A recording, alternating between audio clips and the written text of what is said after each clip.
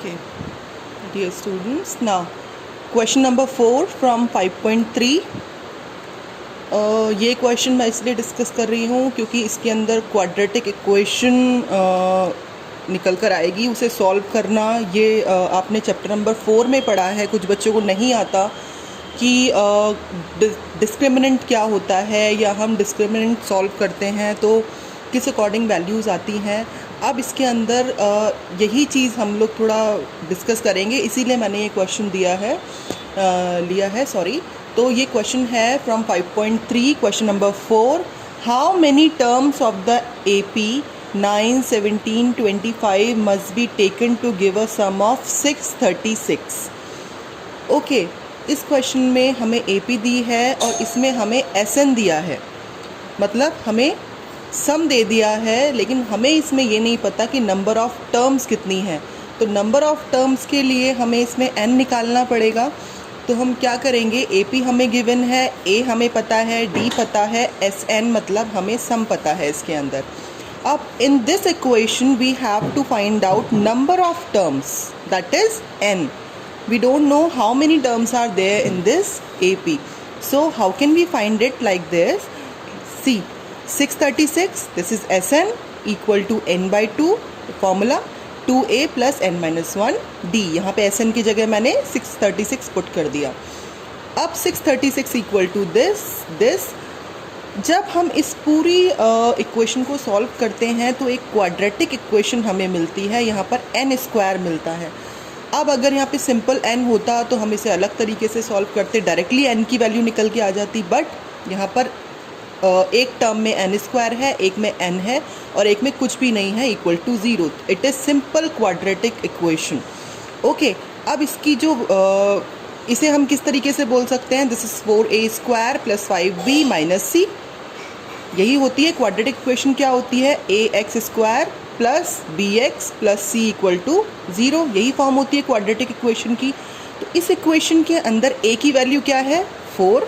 According to this equation, I am talking about according to this equation now. अब मैं ऊपर वाली series के बारे में बात नहीं कर रही हूँ। a equal to 4, b equal to 5 and c equal to minus 636। Okay, minus को नहीं भूलना है। अब इस इक्वेशन के अकॉर्डिंग हम क्या करेंगे, so discriminant equal to b square minus 4ac।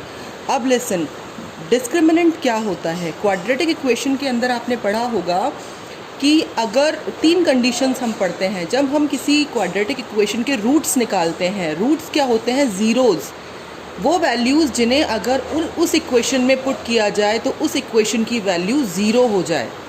ठीक है, तो रूट्स अगर हम निकालते हैं तो उसके लिए 3 हमने रूल्स पढ़े थे कि अगर डिस्क्रिमिनेंट इक्वल टू d, इसकी वैल्यू अगर ग्रेटर देन इक्वल टू 0 आती है तो हमें किसी भी क्वाड्रेटिक इक्वेशन के 2 रूट्स मिलेंगे और दोनों रूट्स क्या होंगे, डिस्टिंक्ट होंगे, अलग अलग होंगे। ठीक है, नाउ अगर d की वैल्यू 0 आ जाती है, अभी मैं बताऊंगी आपको d क्या है यहाँ पे। अगर d की वैल्यू 0 आ जाती है तो इस कंडीशन में किसी भी क्वाड्रेटिक इक्वेशन के जो रूट्स निकलते हैं वो 2 निकलते हैं, लेकिन दोनों बिल्कुल बराबर निकलते हैं। ठीक है, अगर d की वैल्यू लेस देन 0 होती है, मतलब अगर d को हम सॉल्व करें और उसकी वैल्यू माइनस में आ जाए तो वो जो रूट्स होते हैं या इक्वेशन के जो 2 रूट्स निकलते हैं वो रियल रूट्स नहीं होते, वो इमेजिनरी रूट्स होते हैं। ठीक है, रियल रूट्स क्या होते हैं, वो रूट्स जिन्हें रखने पर वास्तव में इक्वेशन की जो वैल्यू होगी वो 0 आएगी। इस कंडीशन में दोनों रूट्स जो होते हैं वो अलग अलग आते हैं और रियल आते हैं। ठीक है, इस कंडीशन में दोनों रूट्स सेम आते हैं बिल्कुल। इस कंडीशन में दोनों रूट्स क्या होते हैं, इमेजिनरी होते हैं, रियल नहीं होते हैं, माइनस होगा या इस तरीके से। ठीक है, तो ये कंडीशन होती है। अब d क्या होता है, किसी भी इक्वेशन में जो डिस्क्रिमिनेंट होता है वो किस तरीके से सॉल्व किया जाता है, इसकी वैल्यू होती है b स्क्वायर माइनस 4ac। ठीक है, तो b स्क्वायर माइनस 4ac में डिस्क्रिमिनेंट ये होता है b स्क्वायर माइनस 4ac किसी भी क्वाड्रेटिक इक्वेशन के लिए। इसके अंदर b क्या है, अकॉर्डिंग टू इक्वेशन 5 है। ठीक है, अगर हम वैल्यूज़ पुट करें डिस्क्रिमिनेंट में तो 5 का स्क्वायर -4, a की वैल्यू 4 और c की वैल्यू -636। तो हमारा d निकल कर आ गया 10201। ठीक है, ये सब कुछ हम क्यों कर रहे हैं? n की वैल्यू निकालने के लिए। n की वैल्यू कैसे निकलेगी? n भी क्या है? एक तरीके से रूट हो गया इस इक्वेशन के लिए। n की वैल्यू कैसे निकलेगी? इसका जो फॉर्मूला होता है, this is called quadratic formula. ये क्वाड्रेटिक फार्मूला होता है -b, ये आपको याद करना है, -b प्लस माइनस, इसे मैं d भी लिख सकती हूँ डिस्क्रिमिनेंट रूट के अंदर, -b plus minus b² -4ac upon 2a। ठीक है, ये किसके लिए कर रहे हैं हम? n की वैल्यू निकालने के लिए, रूट निकालने के लिए क्वाड्रेटिक इक्वेशन का। ठीक है, इस टर्म में हम इसे n बोलेंगे इस पर्टिकुलर क्वेश्चन में। अब n इक्वल टू सारी वैल्यूज़ हम पुट कर दें, डिस्क्रिमिनेंट हमने निकाल लिया था 10201, 2 × 4। इसे सॉल्व करने के बाद में ऑब्वियसली किसी भी क्वाड्रेटिक इक्वेशन को सॉल्व करते हैं तो उसके 2 रूट्स ही निकलेंगे, कभी भी 1 रूट या 3 रूट नहीं निकलते। क्यों? बिकॉज किसी भी इक्वेशन की डिग्री जितनी होती है उतने ही उसके रूट्स होते हैं, उतने ही उसके ज़ीरोज़ होते हैं। तो इस इक्वेशन से भी हमें कितने रूट्स मिलेंगे? 2, -106/8 एंड 96/8। 2 रूट्स कैसे मिले हमें? क्योंकि यहाँ पर प्लस माइनस है।